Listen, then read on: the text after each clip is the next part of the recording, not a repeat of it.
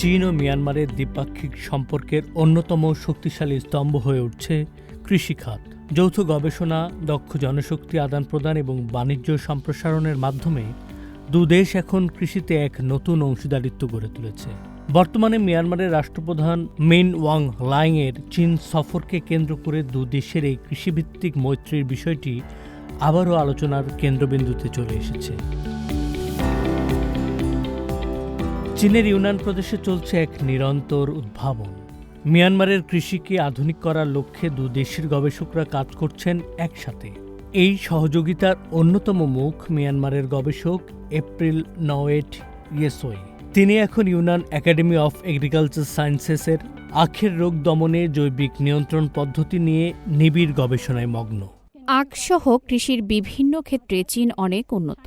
এখান থেকে উন্নত প্রযুক্তি শিখে নিজ দেশে ফিরে আমি আমার কৃষি ও কৃষক সমাজকে সমৃদ্ধ করতে চাই।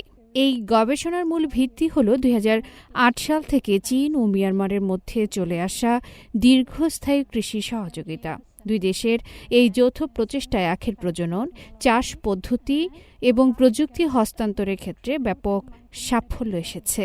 চীনের প্রবর্তিত উন্নত জাতের আখ ও আধুনিক চাষ পদ্ধতি ব্যবহারের ফলে মিয়ানমারের আখের গড় ফলন প্রতি মুতে ৩.৮ টন থেকে বেড়ে ৪.৫ টনে উন্নীত হয়েছে।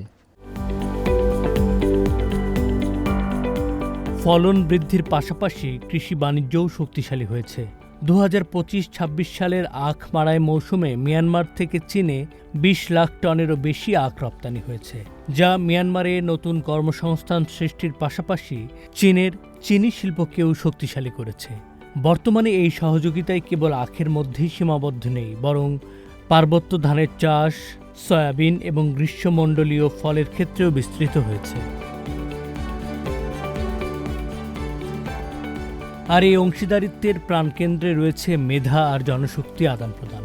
এখন পর্যন্ত ইউনান একাডেমি মিয়ানমারের ১৪ জন গবেষককে আতিথ্য দিয়েছে এবং চীনের প্রায় ৪০ জন বিশেষজ্ঞ মিয়ানমার সফরে গিয়ে প্রযুক্তিগত সহায়তা দিয়েছেন।